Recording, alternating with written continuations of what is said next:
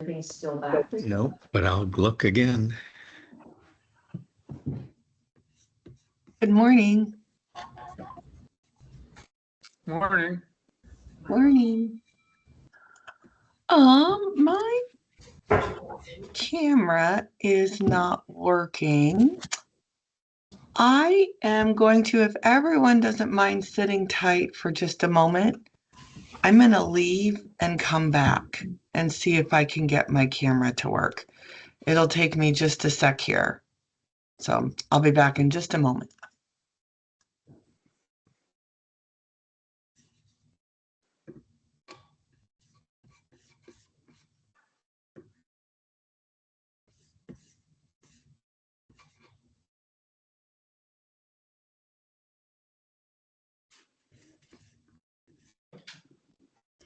Good morning, everybody. Morning.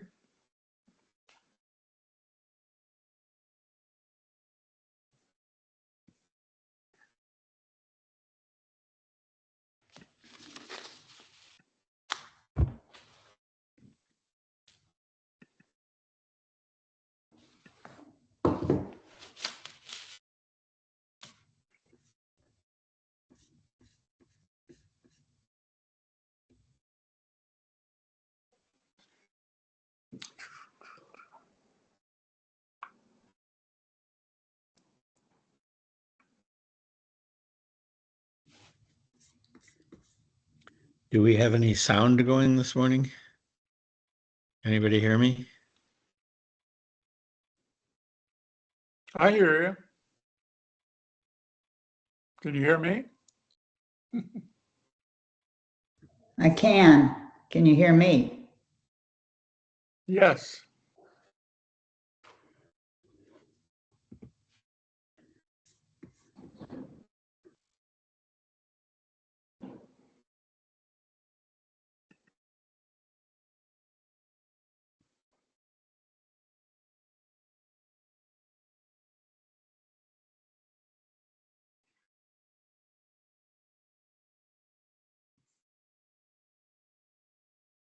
Mike, can you hear me? Yes. I can't hear Can you hear me? anybody.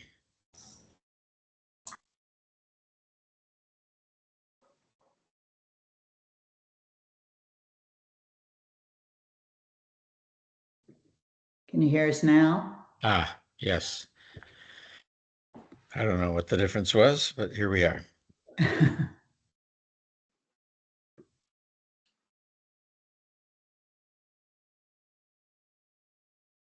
Yeah. Can we hear you, Izzy?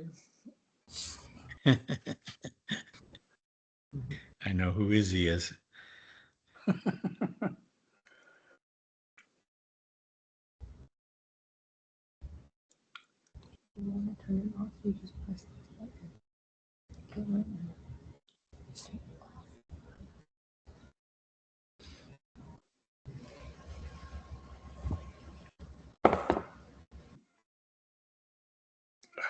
Joke.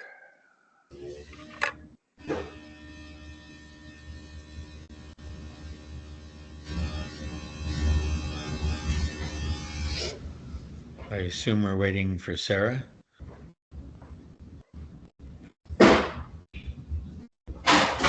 Yes. She'll be leading the meeting again.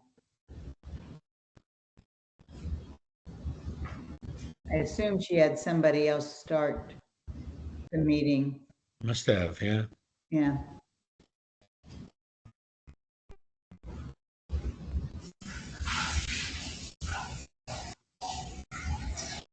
There we go. Got it. Perfect. Thank you for waiting for me.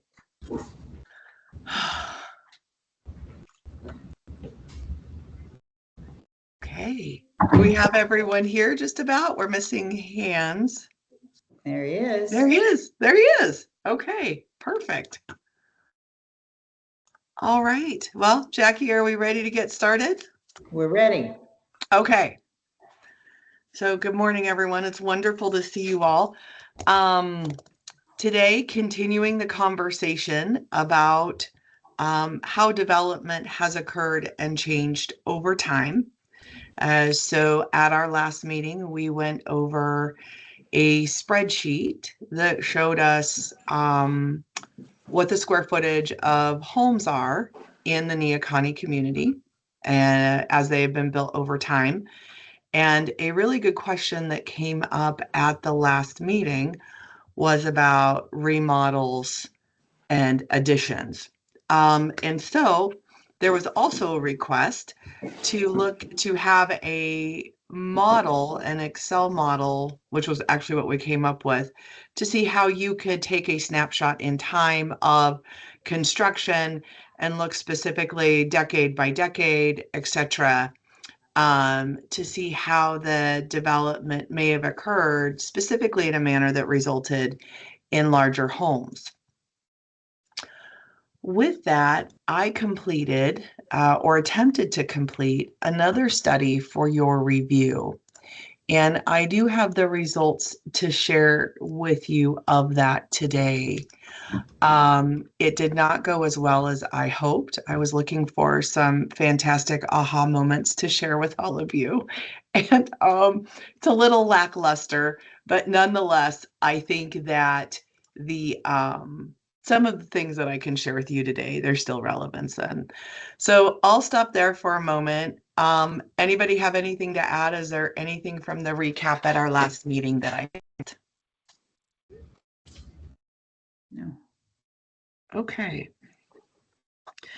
So I think we have three things to discuss today. We have the data of the development of homes over time. We have the Excel model that was shared with you for today's meeting. And then I will go over that extra data. And I can present that now or I can present that later to share. But I was thinking if we wanted to start with the original data and just kind of go back through that and talk about that, especially now that everyone's had more time to think about it and look at it. So I would love to open the floor to any comments, questions. Anybody like to start? I just had, can you hear me? Yes, thank you. Okay. Yeah, I just kind of reformatted that data a little bit. I was trying to send it to you, but I didn't realize I was offline. So I'm gonna just try to send it now. So, but I added the median size in there, and then I just did the chart a little differently where I just did a line so you could kind of see how many houses were built per decade, and then it sort of was more of a line, and you can sort of see the trend. But anyways, I'll send that to you here and try to get it to you right now. Please, and you have share screen ability. So if you want to share it and walk us all through it, that would be fantastic. Well, I can do that, I guess. Let's see. Where does the share screen thing is? It's up at the top or something. It should be up at the top right-hand corner. So while Hans is doing that, does anybody else have anything they'd like to share? Sarah, mine says only meeting organizers and presenters can share, and I'm using Yeah. the online link to Let the me- meeting. Yeah. Yep, let me Yeah. change Oh, that real now it's quick. showing Yep. that Hans can Okay, and share. Hans, let me do that for you too. Okay. And in fact, I'm just going to go through here and do that for everyone just in case we have anyone else that So do wants you to see share. it now, Hans? It's on the upper right corner by the Yeah, printer. I've got it here. I'm not sure window. Oh, here we go. Sure. Can you see that? Yes, we can. Yeah, so I just sort of made it into a up here. It's, I just did it 10-year increments. So this is the number of houses that got built over the period. I couldn't change these numbers to be years. I don't know how that works, but anyway, so basically you can kind of see, I guess in the 2000s, from 2000 to 2000, well, actually from 1990 to 2010 there, I'm sorry, 1990 to 2000, there was a lot of homes built. So that's this peak here.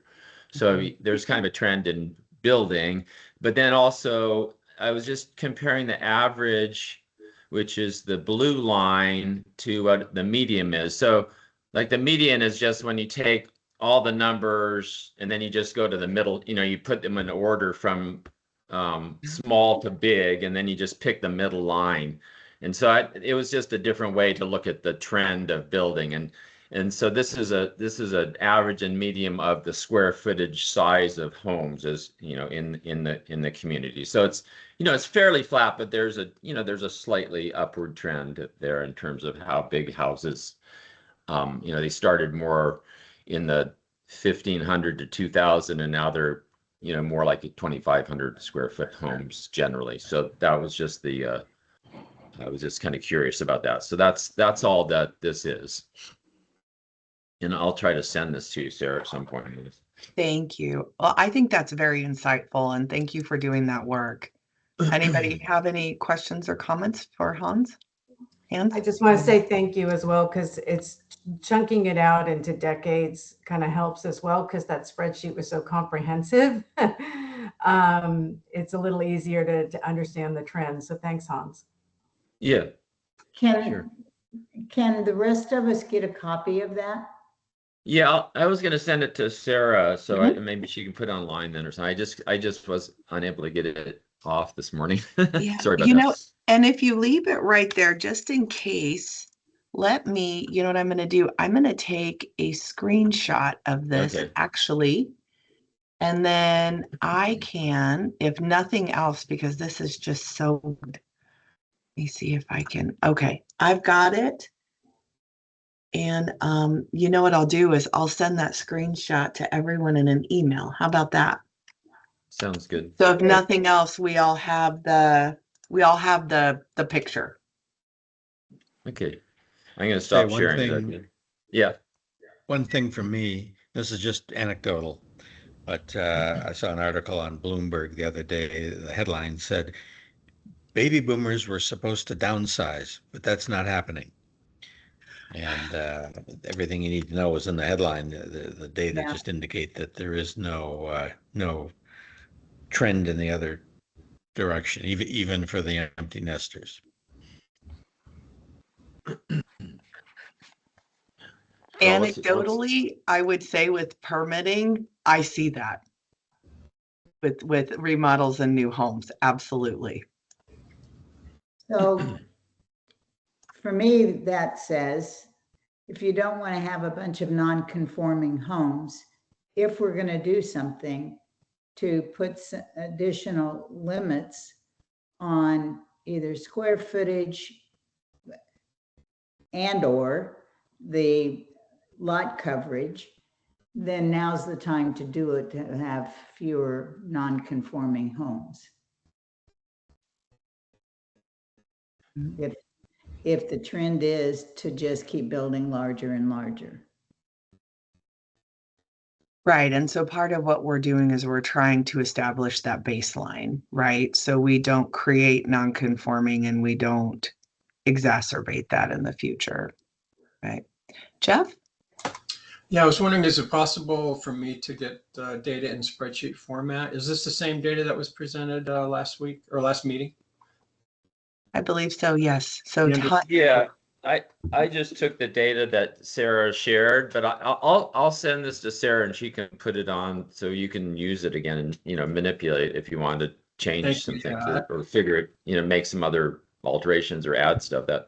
I was just curious how the size of homes, how they compared over the years. And, there's always been really big homes, even in the first few years, there's some very large homes built. But I think what's sort of interesting is just more the median, in a sense that's sort of more the middle line, where it's a little different than the average in that sense, that you get that kind of middle line, of what's, because it sort of takes out the outliers at the top and the bottom a little bit, Yeah, I'd be interested in getting the raw data for my own analysis. Yeah. You can get that on the county website, on the link for, the meetings have the data that was shared with the committee. It's all that's how Excel format though. I don't want it in PDF. I want it in Excel format. Jeff, I can send that. I think, I can I'm not sure if it's PDF or if it's Excel, Jackie. I can send it to Jeff. believe it's I Excel. took it off. I took it off this is the information that you put online, Sarah, and I was able to just take the Excel spreadsheet and then just, just create a new one from, I mean, I didn't have to reinsert the data or anything. It was just there. It was in Okay, it. great. Thank you. I'll Yeah, go it's look at it's that. there. Thank you. Yeah, I just saved as, just a different spreadsheet. Yeah. Okay, perfect. Thank you. Okay, well, I did send that screenshot to committee members, so you do have that waiting for you. Thanks again for this great work. This is so insightful. Anybody else have anything they want to share about the data? Yeah, I do. Sure, Can you hear me? Danielle. Yes, just fine. Thank you. I feel like we've been talking about, the conforming trends quite a bit, and I just don't understand like why we're focusing on it. Like, why does it really matter that if you want a small house, build a 1,200 square foot house. If you want a big house, build a big house. Like I don't understand why it really matters that we're focusing on it. Sure. No, I am happy to answer that question. So during the hearings last year, there were proposals for maximum lot coverage and floor area ratio limits for new construction. And it was clear at the hearing that the community did not align on that. And also that there could be a simpler way to do some of that work. And so the Board of Commissioners directed me to come back to the community with proposals on different ways to explore floor area ratios and lot coverage, specifically to address community livability concerns related to overdevelopment of some areas of the community. And so that is the work we've started. And with that, part of the work begins with understanding what we have, what's occurred over time, what have those development trends been, because we want to make sure that what I bring back as a proposal is appropriate and I would say consistent with how the community has been developed over time. And so this is that it's taking a step back from anecdotal information and from feelings of what people feel may have happened in terms of development in the community over time, to look at actual data to understand what has development been like over time. So I do anticipate, Danielle, after today's meeting, that will give me the information I need to actually do some work to bring it back to the committee at the next meeting. But this is relevant because, especially for me, I need to understand what that baseline is. Because from a legal standpoint and a property rights standpoint, I also have other things that have to be considered as I bring forward code amendments in the future, like non-conforming structures or creating non-conforming issues. So this is a really good thing for all of us to do together. So I appreciate your patience, but I think we're almost done with this part, and then we'll be getting into the good stuff. Thank you. Hands. Yeah, I mean, I think, Daniel, the other thing that, part of the reason this came up was that, the code has changed from being able to have a single house on a property to 4. So I think the concern was like, well, how big, I think single family residences, people are probably, there's not going to be like a lot of 10 or 12,000 square foot houses being built. People just don't build them necessarily that big, even though they could. There's probably limitations on the side of properties that we have that would limit that too, to some degree. But, when it comes to fourplexes or apartment structure or whatever someone decides to develop, that's where I think, when we last met, there was a concern about that and just how large will these buildings get, because, if you just take, for instance, 1,500 square foot ones, you're already up to, 6,000 square feet. I mean, if people say, okay, well, the norm is 2,500, then you're already up to a 10,000 square foot building. And that starts to be kind of disproportionate to a lot of houses that may already be there. And that was the concern, I think, that I sort of heard. Thank you. And Jackie?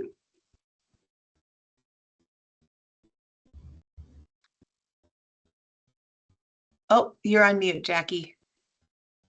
We don't want to miss anything. You didn't.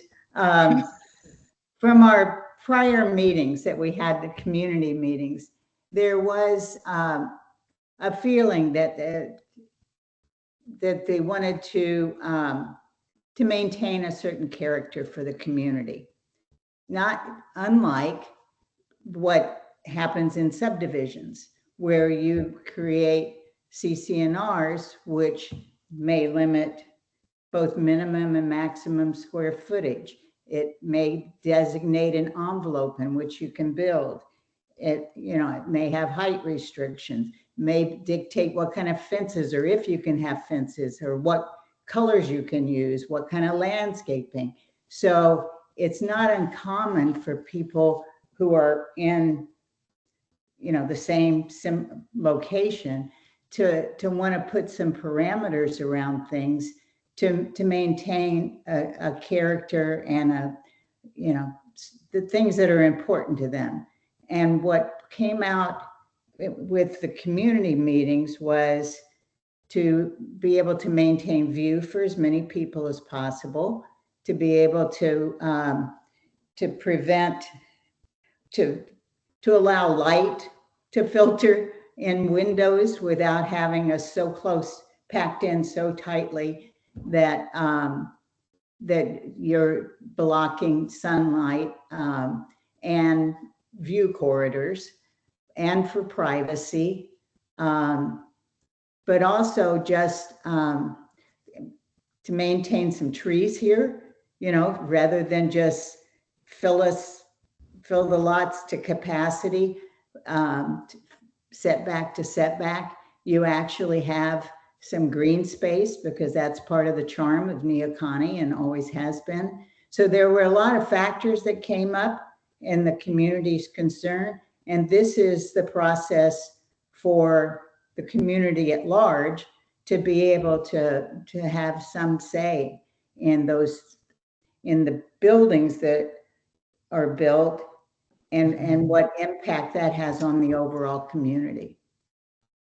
Thank you, Jackie. And Jeff, I'm going to go ahead and keep you in public comments here for a little bit so we can keep going. So please don't lose your comments, because we'll get back to you. Okay, so Danielle, does that help kind of give some context as to why we're here and what we're doing? Does that help? Yeah. Like everything that Jackie just said, I 100% agree with. Yes, we want to Right. keep all those things, but I Yeah. was feeling like, okay, like, I don't know that we want all those things, but I don't know that we need to just keep focusing on what has traditionally been happening since the early 1900s. That Sure. I was just like, I didn't know how relevant that was to today, but yes, all those points, absolutely. Great. Thank you. Okay.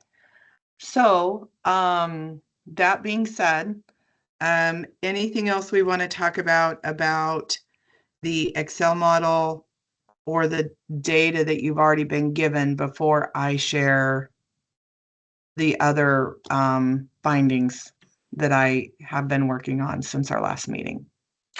I guess I would like to share one thing. It seems to me, and how short-term rentals are advertised in some communities, there's been an incentive to build very large houses that become event houses. And I know this isn't about STRs, this committee, it's not that. But I've been to many a community in the Carolinas and in California where everything becomes sort of disguised rental for big events. And I know Nesquin was also talking about that a lot. And so I don't think we want to encourage that kind of development either. Yes, and I appreciate you sharing that. And we continue to do that work to limit the scale and size of STRs. So point well made. I mean, ideally, we want people living in houses, as many as possible. Right. Okay. Anything else before I share what I have for you next? Okay. All right. So I'm going to go ahead and do a share screen. One of the things, and I think Lisa, it was you that brought up maybe the additions. You know, I think you and Hans both, and Jackie, I know you mentioned that you have personal Yeah. experience with how some homes have expanded over time and what that looks like. So I agree. And so one of the things that I worked on was trying to figure out how to pull that data and actually take a look at what do additions and expansions look like. We did a permitting database update in 2014.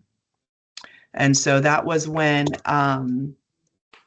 the county moved to a state permitting database for the building program, and it's called e-permitting or Acela. So if any of you have worked with our department on permits, or your contractors, or as consulting professionals in the last decade plus here and probably in other jurisdictions, that is a program that was provided by the State Building Codes Division for local jurisdictions to use for permit tracking, permit issuance, etc. So we did the change in 2014. And prior to that, the system that we had, I can no longer access. I don't remember. So I thought, well, if I could go back at least 10-ish years and go through that database and see that trend, what's happened in the last 10 years in terms of existing buildings and cottages getting expanded. It didn't work out so great. It was a good idea.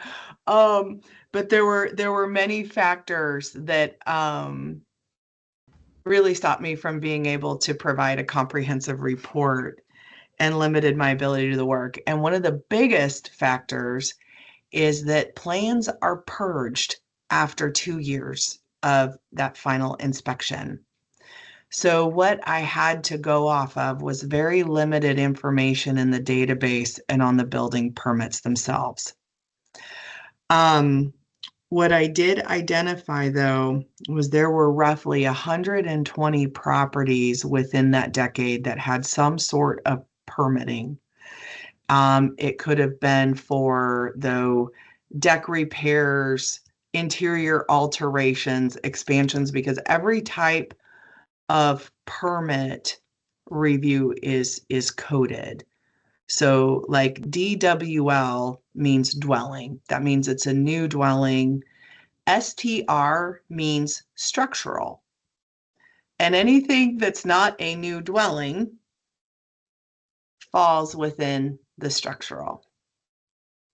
And so I identified 120 structural permits within the last decade. Went through those, and of those, found 51 that were potential additions and expansions. And then of that, I found roughly 30 actual that had some sort of expansion. And so I have those in a spreadsheet to show you. Now, again, I don't know how clear, like I don't have exact confirmed square footage on some of these just because I was limited in what I could see without the plans. But let me show you what I found because I still think that this has some relevance. Okay.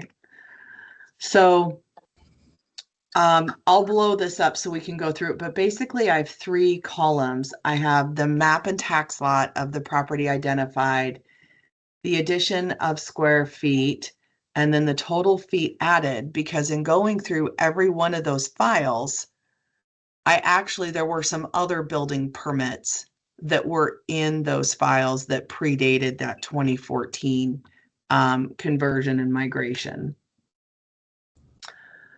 And so what you can see is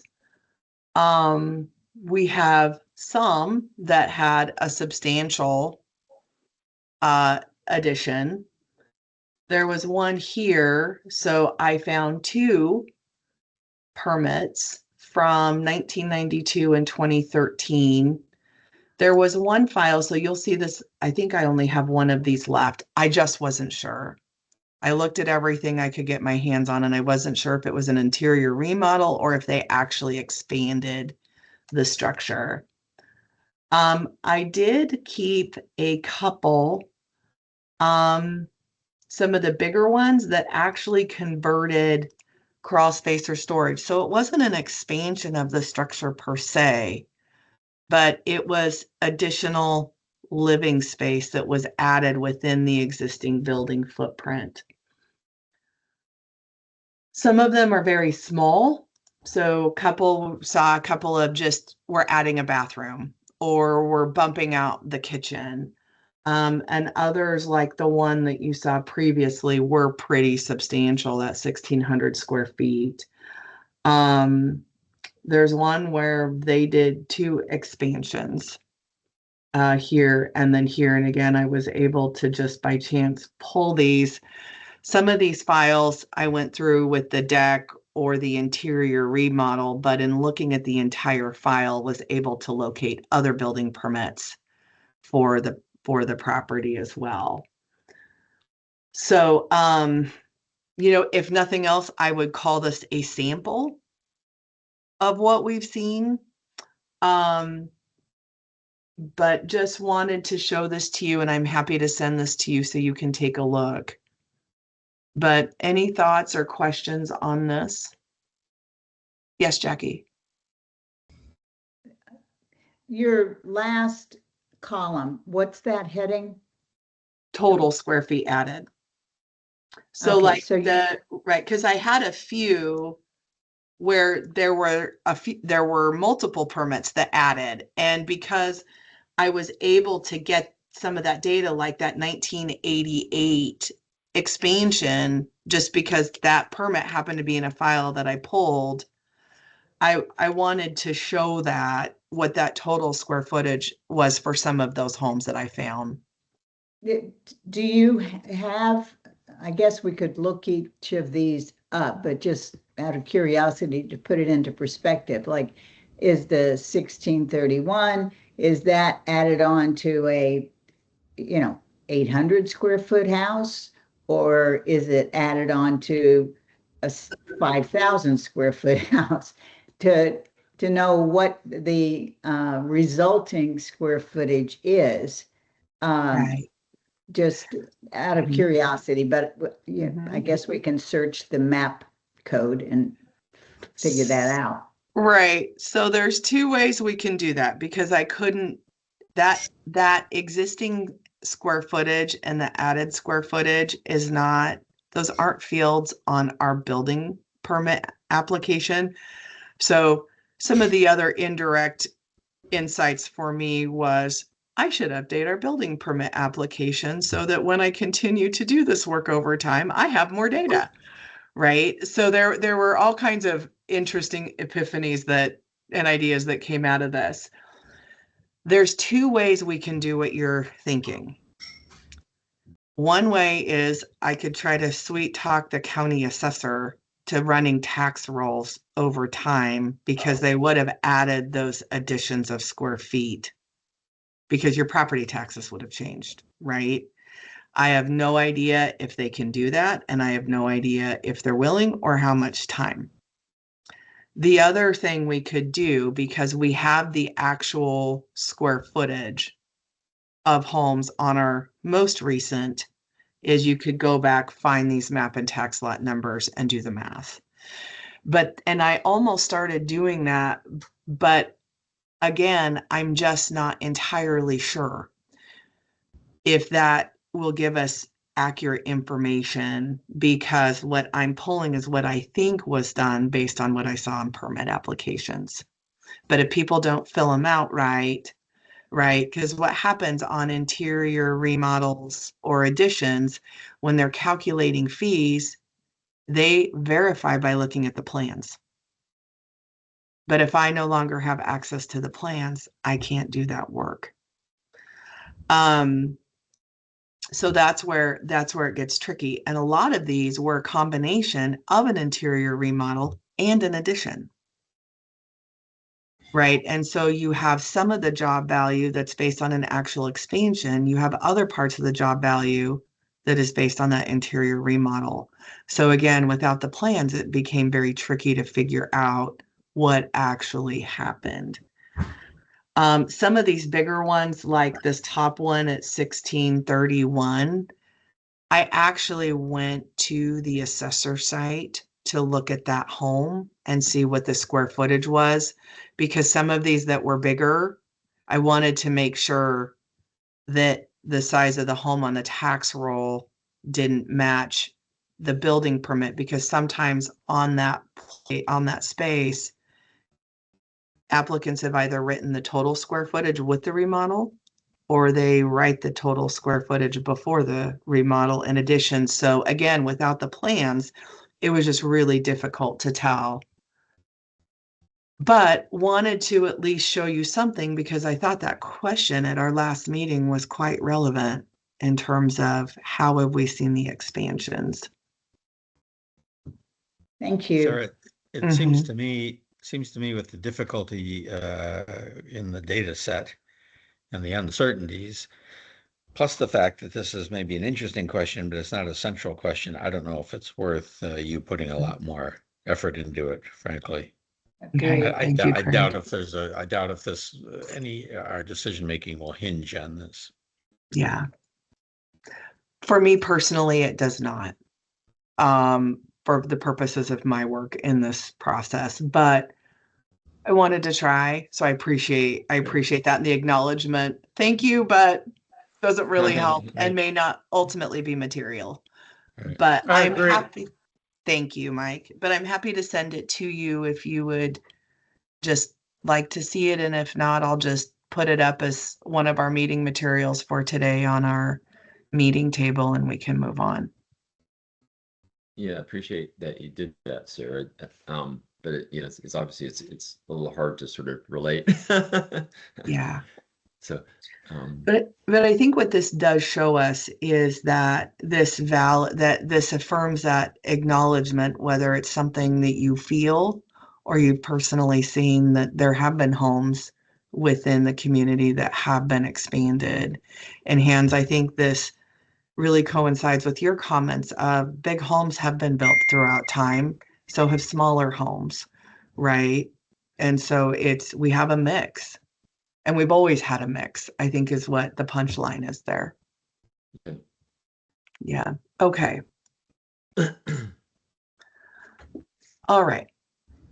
So now that we've gotten to this point, and we have those median home sizes that we've seen, it gets back to those initial questions to the committee that we discussed at one of our very first meetings. And one of the biggest questions is, what is an appropriate home site? And should we create floor area ratios that are more aligned with the zoning districts and the actual parcel sizes?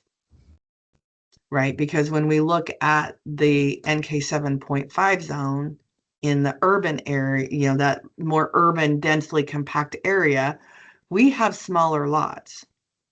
What we know is that the sizes of the homes are somewhat proportionate to that, but a limit on the size of a dwelling in the NK 7.5 zone on a smaller lot looks very different in the NK 15 and NK 30 zones. So I think one of the biggest questions is, does the committee agree or disagree, or should we have a discussion about looking at floor area ratios or size limits based on those zoning designations and lotting patterns?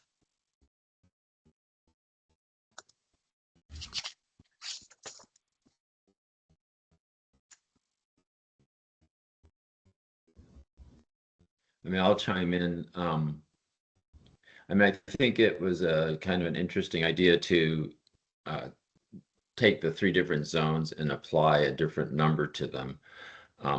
You know, that, or different FAR number to them.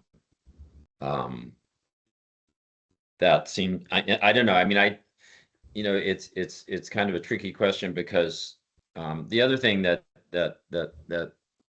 plays into this is just when there are, you know, the HOAs and CCNRs in different neighborhoods, how does that affect what we're doing? You know, so I guess you know, people that are I mean, if you're in an HOA type community, I mean, there's a different kind of control over the rules, and so I don't. I mean, people are going to think about it differently. So I guess I don't know the best way to approach that. You know. So I have a solution for that, and that I'm happy to share, but I will table that until other committee members have an opportunity to share their thoughts.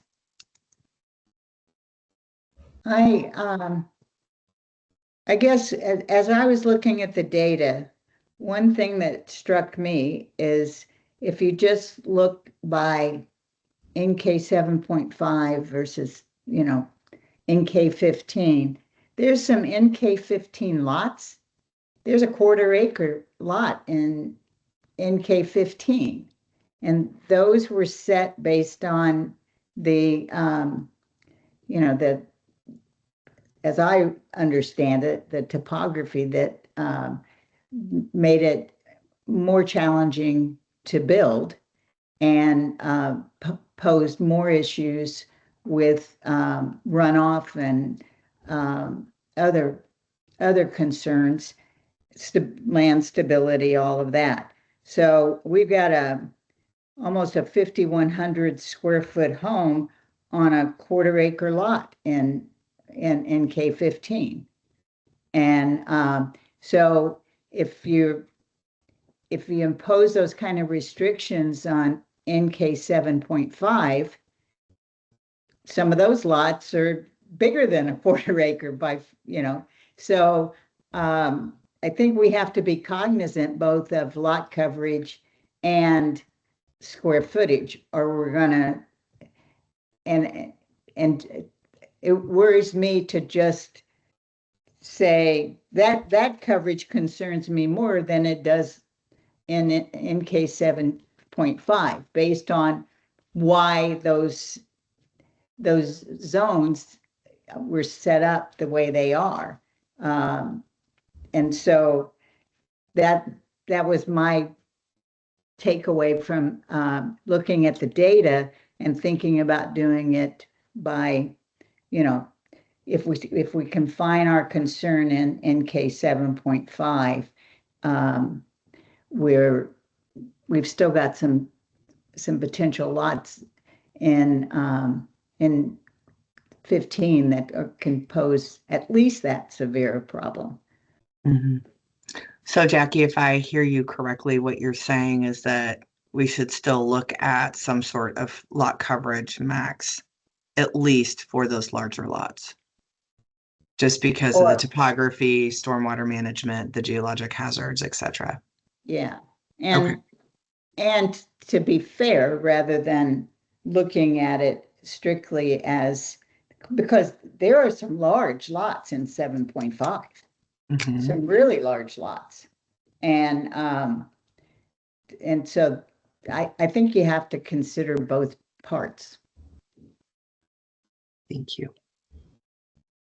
I'm just thinking that, maybe it'd be helpful to sort of try to develop a matrix of the issues that we're dealing with, because it gets a little confusing because we've got topography, lot sizes, zones, areas of hazard. And I think just to have something maybe on a spreadsheet that we could sort of start to evaluate, what's important to everybody, and sort of maybe it's kind of a more complicated problem than it sort of seems on the face. There's a lot of issues that revolve around how we decide to do this. And I think everybody needs to sort of be able to feel like they've been satisfied in terms of what their different neighborhoods are. Mm. Yeah, I think one of the things that really became apparent to me early on in the data that was presented, which was helpful for me, is it goes back a little bit to what Jackie was pointing out, is in NK 7.5, there are teeny tiny lots. Yes, there are a couple of large lots, and all that NK 7.5 says for a very small amount of remaining lots is if someone decided to subdivide those, it's giving you, a minimum lot size. But there are very few of those lots left in that zone. And so instead, even in that zone, we're dealing with some very tiny, tiny lots. We're dealing with some lots that are 7.5, but it's just completely varied. And I'm more focused on that zone because that's where my house is. Jackie, you're more focused on that different zone because that's where your houses have been.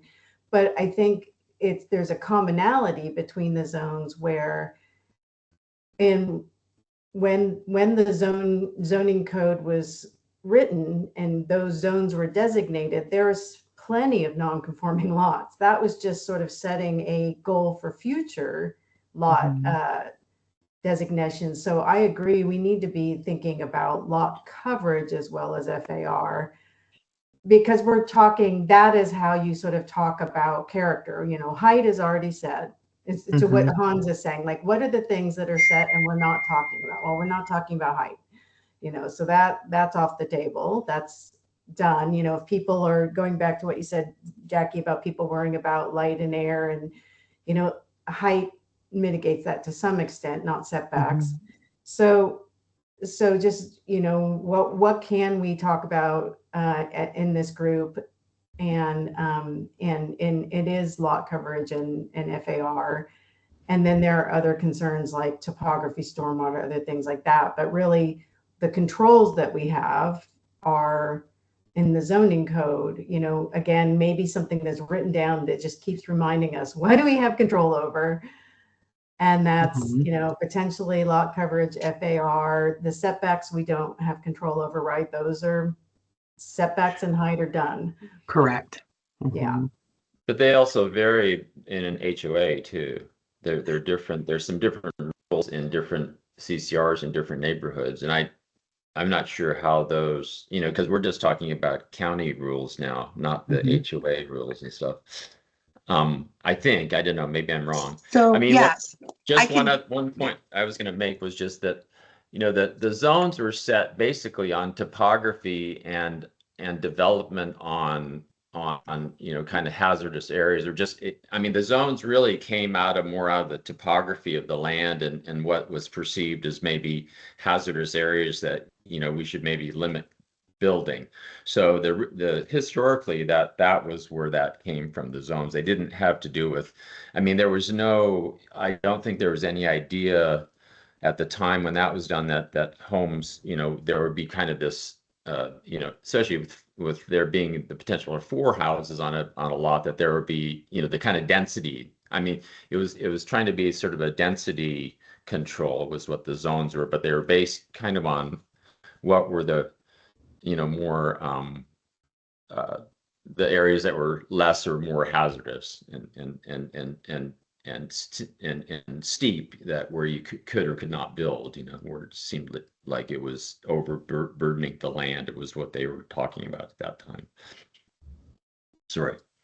That's okay, Jackie.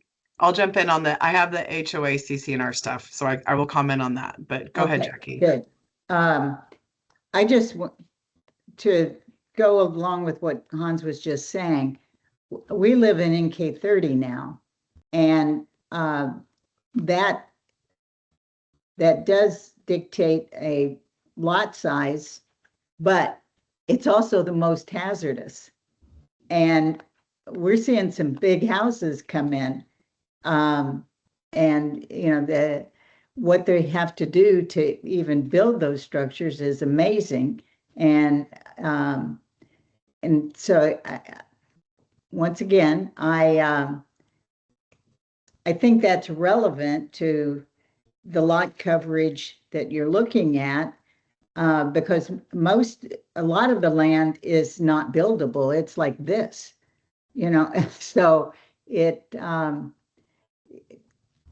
if you look at what you can actually put a house on, you can cover that, and you do impact your neighbors because we're on such steep terrain. And from a drainage standpoint, that and stability standpoint, that still matters.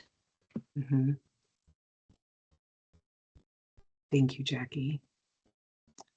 Yeah, sometimes the topography, that's kind of almost like a self-regulating thing, because people just realize, well, you can't build there, But Right. So let's talk about geologic hazard reports first, and then I'll dive back into the CC&Rs. So in terms of geologic hazards, yes, the lot sizes were set based on the acknowledgement of hazards in the area. In fact, in the very northwest corner of the community, you actually have a special area that is called out explicitly as a geologic hazard area. And even for any land division proposals, I have to see a geologic hazard report before I can approve even a partition. Geologic hazard reports are required to address things like safest site requirements, stormwater, location of development. So that includes decks, and in areas that aren't like Neoconi, it actually includes your septic system, right? If you're not within an area of sewer. It includes driveways, compaction, cuts, fills, all of the things that we are cognizant of when we look at what development should be or any concerns about developing in geologic hazard areas. So I would say in terms of the topography in relation to lot sizes and those reports that are required for development, I feel like to your point about what are we focused on, what are we not, those concerns are addressed at the time of development through these reports. And that includes engineering standards for foundation designs and subsequent inspections. The minimum lot sizes of the zone will not change as part of our work. And I think that what's important with the work that we're doing in response to the concerns about used to be able to only build one house, and now you could build potentially up to 4 units or a cottage cluster, is that's where looking at floor area ratio limits and lot coverage, and maybe it's a certain threshold for a 1 or 2 family dwelling, and maybe there's a maximum if we did go up to 4 units, or there's that flat ratio in lot coverage, whether it's 1 unit or 4 units. So there's some different ways that we can do that in terms of what the community may feel is appropriate. What we cannot do is create barriers to housing production. So they've all actually got to be the same, or we could bump it up a little bit for those 3 or 4 units. They didn't have luck. So, and I think part of the conversation that for me with the data we have is to the point of, well, it was a 15,000 square foot, lot requirement for a new lot size, but they didn't anticipate maybe homes getting bigger. But I think the work that we've done actually shows that over time, before and after those code amendments took place in the 90s, we saw before and have continued to see a variety of home sizes that largely have been able to work in those NK 15 and NK 30 zones. And all of them have had to have geologic hazard reports.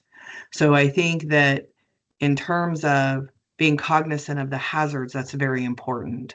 But there is a process to address that on lot specific development.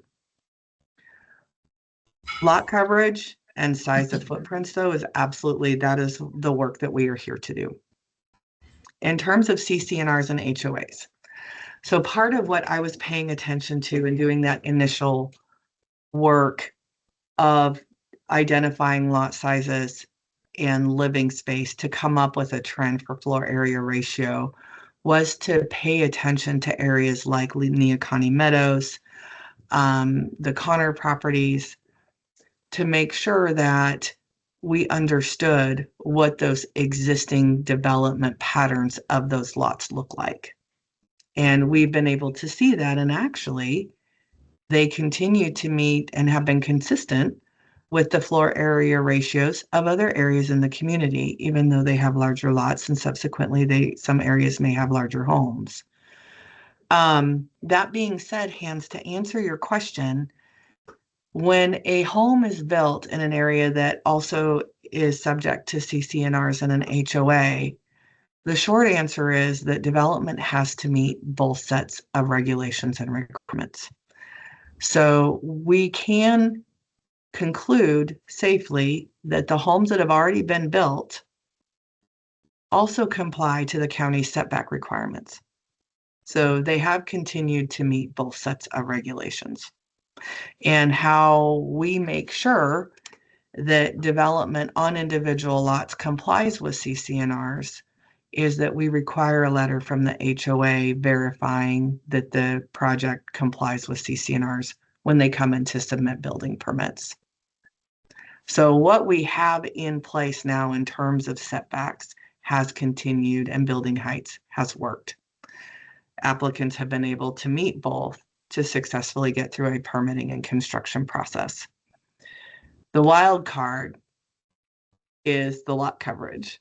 And so what my plan is to work and reach out to the HOAs to ask them for information that I can then put together to share with all of you to show what lot coverage maximums could look like in these areas that we know confidently walking into a hearings process that they will not disrupt those existing CCNRs. Because I do think that is very important. We don't want to do that. So whatever we do, I think one of our goals is to be consistent with those CCNRs as they've been written and recorded. So I'll stop there and see if anybody has any questions or comments.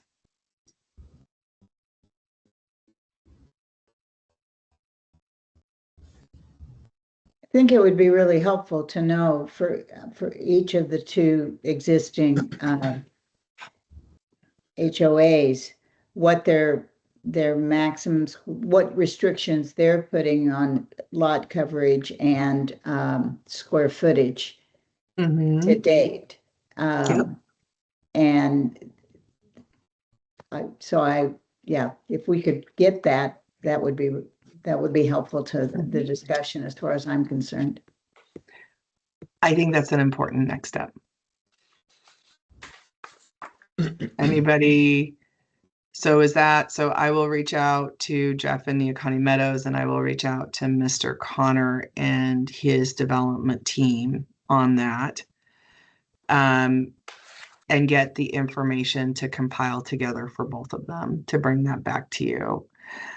But I think that Jackie also ties back into the question of, do we approach this zoning district by zoning district in terms of lot coverage and floor area ratios?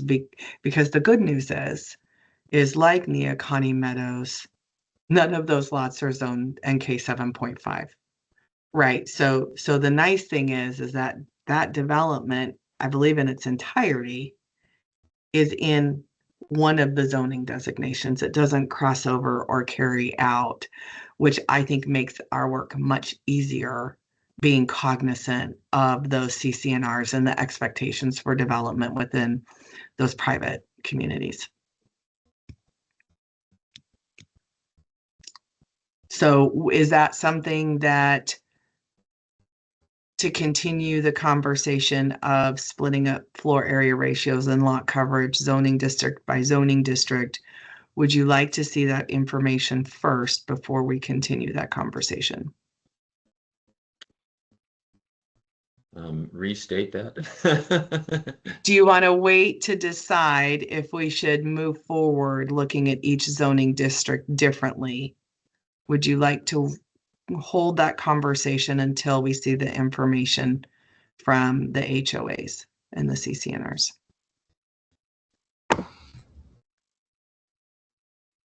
I guess it's relevant to, I understand looking at 7.5 and 15 separately. I don't disagree with that. I just think within 15, you do, as long as we're taking into account lot size, then moving forward, I think that works. But just looking at square footage, presuming they're bigger lots, doesn't work for me. And it doesn't work for me in 7.5 either, because you do have some larger lots. Mm-hmm. So I feel like there ought to be consistency, and the only way for people who are impacted by a restriction, if I'm in 7.5, but I have a half-acre lot and there's somebody in 7.15 or 15, and they've got a half-acre lot, and I can't build the size house that they can build, that's just not fair. Yeah. So that's why I think you have to consider both things. And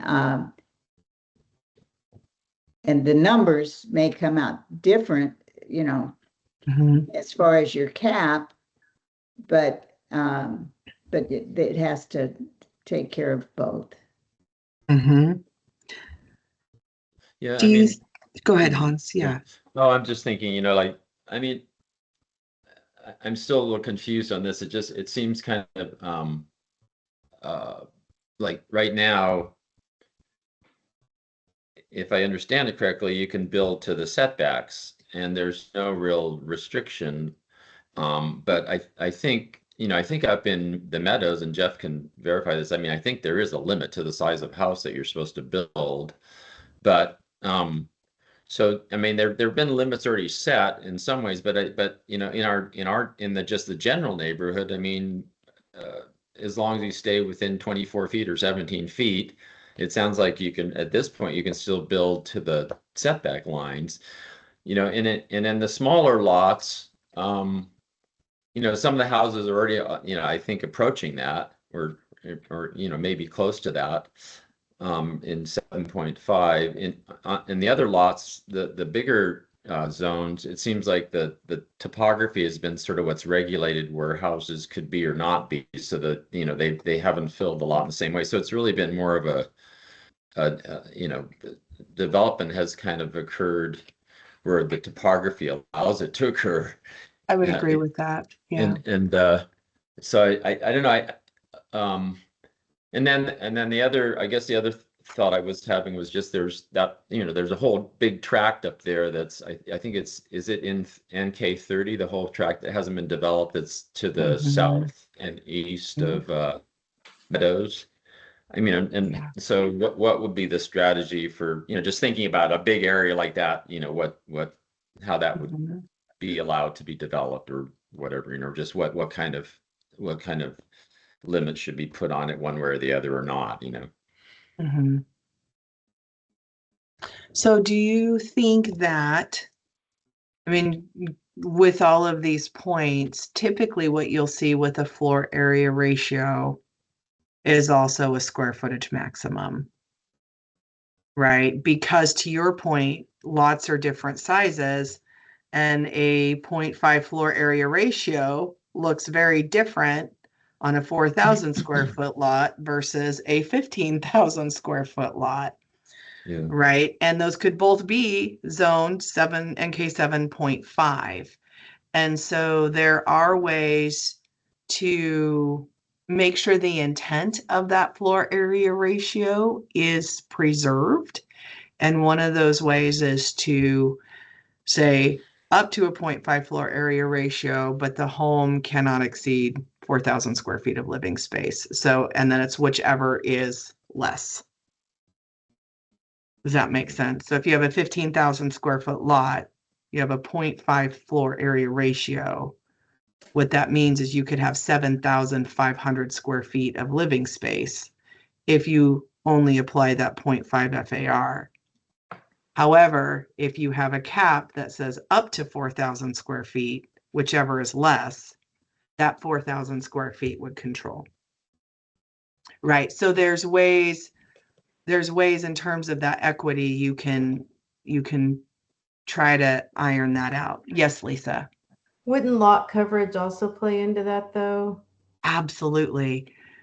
And I do think I think that floor area ratios and lot coverage go hand in hand. I think they are most effective paired together to get those expected results rather than one or the other. I've seen Oceanside's a great example of no floor area ratio, but lot coverage, but it did not work the way the community had expected it or anticipated it to work. So now, we are getting ready to have both.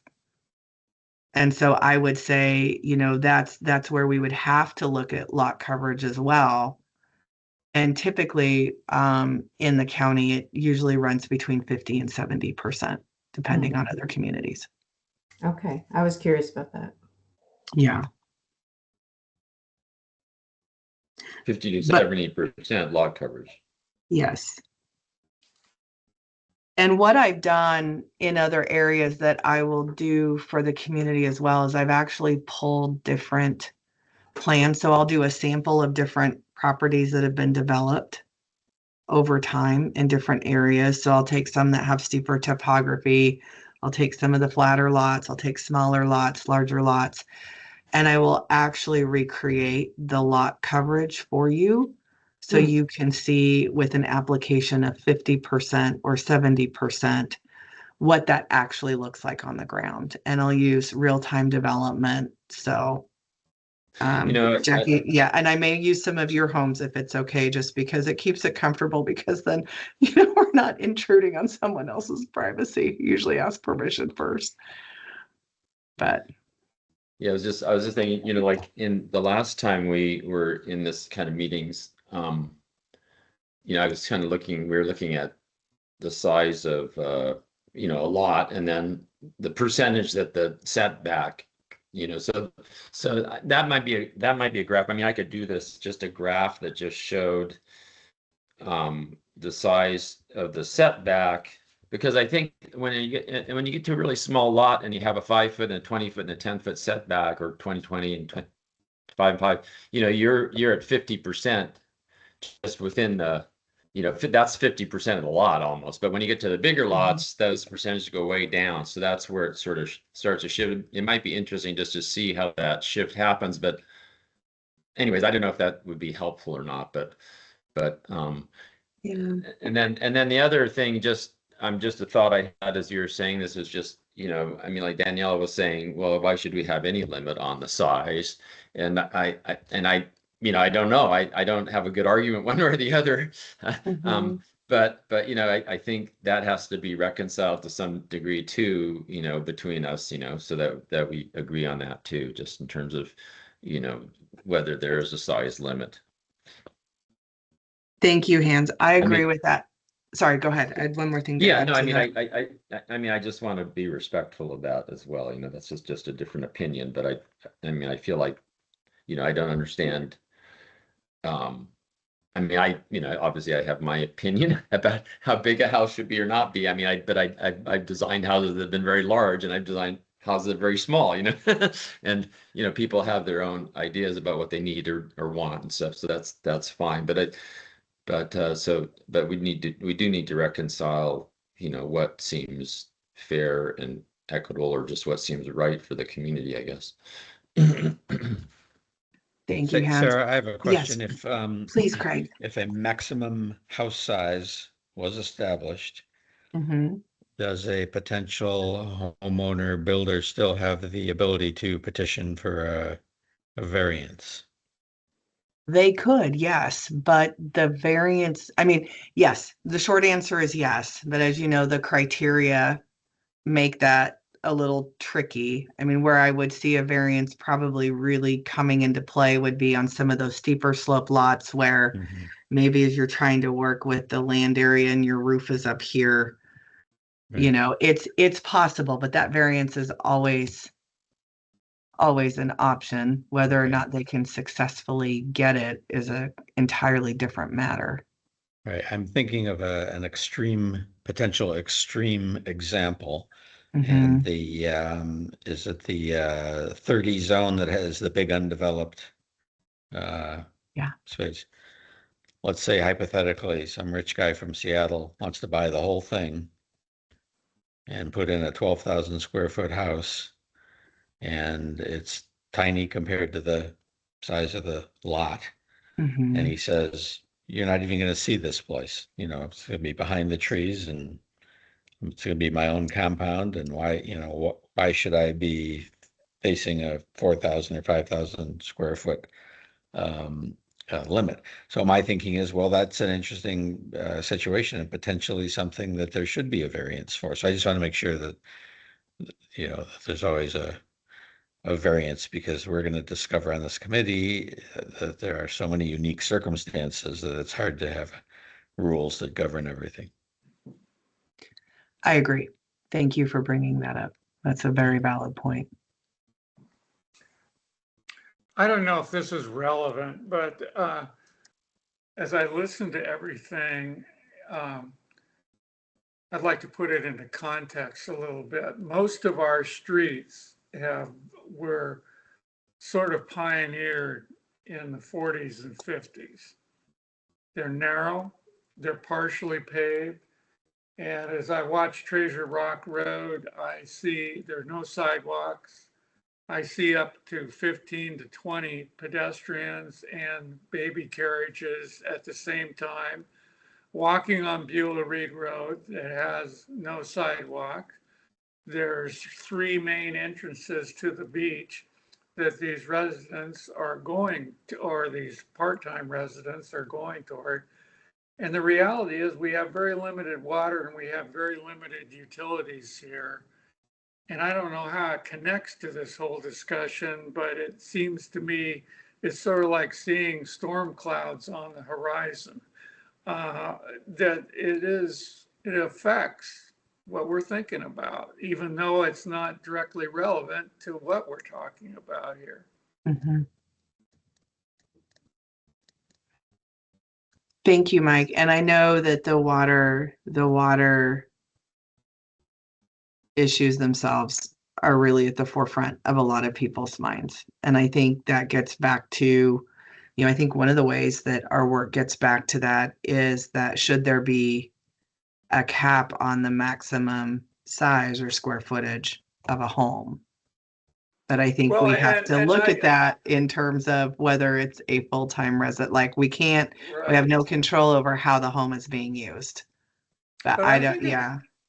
I think it's something we need to recognize. We have no sidewalks and we have streets that are handling dump trucks, people, babies, dogs on and off leash. It's just a reality. And I'm not complaining about it, but when we get ambitious on developing and especially multiple structures, it's something it's impactful. Thank you. Lisa, I saw your eyes perk up. Did you have anything you wanted to add? Okay. Okay, so the other thing is oftentimes when this work is done, one of the other questions for the committee as we see, because I think we should probably wrap up here in a minute so we can do public comment. I think I've got my marching orders for what I'm going to work on between now and our next meeting. So I will be reaching out to the HOAs. But the other thing is with this work, the intent of the work, is it to preserve as best as we can what we see today as the development pattern as it has occurred, right? So if we're looking at how we move forward in the future, is the size and diversity, is the diversity and size of the homes we see today what we feel is appropriate for community character,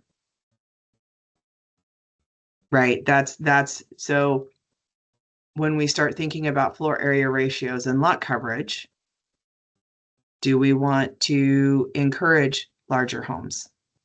Do we want to discourage larger homes? Do we want to incentivize or support homes that are smaller than the spectrum of sizes we see today? Do we want them to be bigger and have opportunities, right? So I'm just being fair and just in a neutral in a neutral way of explaining what that means. What we have today in terms of size, lot coverage, etc., is this what our goal is to preserve so that development in the future is consistent with what we have today? Yes, Jackie. If you're talking, I react differently to the question if you're talking the full range, because there's some real outliers. Or if you're talking the median or even the average. So my response differs. That's what I'm asking, is that's something for everyone to think about, is, as we round the corner on our data, part of this process, that next piece is,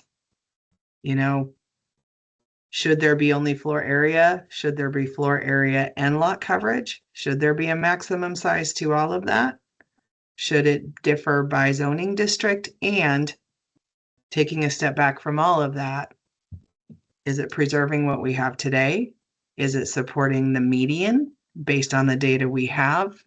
And so those are the questions that we've got to start working through to think about as I start putting pieces of code language together.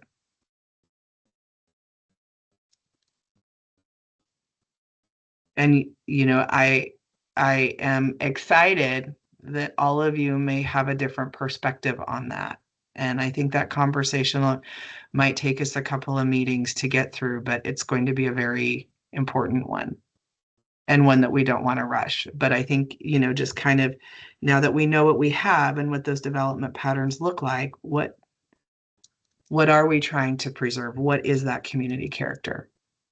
So are you thinking moving forward, would we be looking, you present some options for us to react to then? Yes. Yep. But having that conversation with you first and getting your opinions helps inform me so that I can take all of those opinions and put together those options for everyone to react and respond to. But just they're very deep, soul-searching community character questions, and just want to make sure everybody has the time to really think about those, because we're almost there. And if I understand the process correctly, this committee would hopefully end up with a recommendation. that would go to the community, Mm-hmm. the CAC, Mm-hmm. and they could send us back to the table. They could agree. Mhm. And then from there, it would go through the hearing process. Correct. And somewhere in there, I have a community survey tucked in that will be online for community members, whether they live here or not, to access to provide input. And so I already have that built. I will share that with you once we get to a point to where, at least with the committee, I have a solid direction. And then we will do that survey before the community sees that final product to react and respond to. But we're gonna do some polling of everyone and make that survey accessible to everyone online. Sarah, a couple things. Yes, I Craig. just want to echo what Jackie said about giving us questions or scenarios or options or either ors, you know, something to react to. It's a lot easier in a complicated environment to respond to things Yes. and react to things, and it helps us focus our Mhm. thinking. My second thing is I don't want Jeff to be forgotten because he's had a No. comment Yep. or question. So Yeah. Thank you so much for that. If there's no other committee questions or comments, then Jackie, I think we're ready to move to public comment. Okay. Jeff, thank you for being patient with us. We're excited to hear what you have to say. Absolutely. So on a couple of questions that came up, one was whether Neoconi Meadow has anything that's not NK15. We actually have 4 lots that are NK30, but they're not that large of a lot. They're like in the 13,000 square foot range. And those, they're just barely outside the NK 15 zoning. Thank you for that. Then the other question was about our lot sizes versus our building envelopes. I know at least Sarah, Jackie, Hans, you're familiar that Neoconi Meadow has building envelopes that are much smaller than setback to setback in many cases. We do have a few lots that do not have building envelopes, specifically those ones that are outside the NK15. Those got annexed later on, and they just are setback to setback. They have no building envelopes. But most of our lots do. The vast majority of our lots do. And then finally, I just want to say that as I move around the Neoconi community, I see a lot of diversity, both in lot size, in style of the home, in size and scale of the home, just a lot of diversity. And I question whether anything that you do to limit maximum lot coverage that's going to change zoning code, how many people are going to be harmed by that? And the more people that are harmed by that, then the more resistance there's going to be to it. And in many cases, I think it'll come after the code has already been adopted, because people don't pay attention to what's going on, and they're not going to know until they hear it from somebody else, or they try to build a house and they can't build the house they want.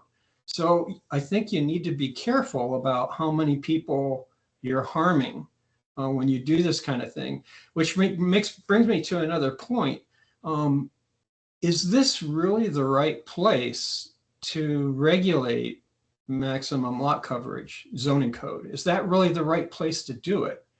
Or does it make more sense to let neighborhood by neighborhood decide within their HOAs, within their CCNRs, what is the character of the neighborhood that they're aiming for? I can think of, for instance, someone coming in and wanting to develop in that big parcel, the NK30 parcel, maybe affordable housing. These aren't beachfront. These aren't ocean view properties. They're closer to 101. You can't really see the ocean from them. Somebody may want to build affordable housing, and anything you do to limit maximum lot coverage is going to make affordable housing less affordable. So that's just something to think about as you're going through this. Thank you so much for that feedback. And I will be reaching out to you to get the information about Neocani Meadows specifically. In fact, I'm going to send you an email here shortly so we can set up a time to meet. Yeah, If that you works guys for you. actually already have my spreadsheets, but I'll send them again. Yeah, thank you. Yeah, I just had one comment, just, you know, like, just what you were saying, Jeff, about, you know, like the effect that, you know, some rules will have on people, you know, unintended in some cases. I mean, you know, this whole thing with the shift from allowing one house on a property to allowing 4 houses, you know, that's obviously a benefit to people that want to develop. But on the other hand, it's you know, you could call it harm to those people that want to sort of keep the character of the neighborhood too. So it seems like it kind of goes both ways a little bit. You know, I mean, we didn't really have a choice on that particular issue. I mean, it was, you know, it was kind of landed in our laps, and to the surprise of most of us. And I think, you know, in an HOA, obviously there's some buffer there to that. So, you know, it's just we probably have a different perspective in that sort of sense. Yeah, and I would say, Jeff, that really there are quite a few areas within the community that do not have CCNRs and HOAs. And I think, you know, to your point, I think that can work if that's what is everywhere. But the reality is it is not, which is why we are going through this work from a zoning perspective, but making sure it's consistent and aligns with areas like Neocani Meadows is very important. One of the things that I'm noticing on the information that you sent out last meeting, though, is that, for instance, the Neocani NK 7.5 is almost all developed. There's really not much left in there. And even up Buell Reed Road and NK 15, most of that's developed as well. So the undeveloped stuff is mostly left in neighborhoods like mine, where we do have an HOA, or like Dan's, where he is going to have an HOA. Mm-hmm. So that's something to consider. Absolutely. Yeah. Thank you. Yes, Jackie. While it's developed, that doesn't mean somebody doesn't come tear down existing and build something new, or which happens all the time in the economy, or somebody does an addition that greatly increases the size of an existing house. So even the developed lots, there's something to consider for the lot size and the relative square footage that's placed on it. Mm-hmm. Mm-hmm. Yes. Okay. Well, I want to thank you all again for your time and great discussion today. I will reach out to Jeff, to Mr. Connor, and start getting that work done. And then we'll also start working on some diagrams so you can see how different percentages of lot coverage, the cause and effect of what we have with actually some of our existing development in the community. And then Jackie, our next meeting, I was looking for that, is, I believe, August 18th at 9 a.m. Does that sound right to everybody? Oh, we lost Jackie.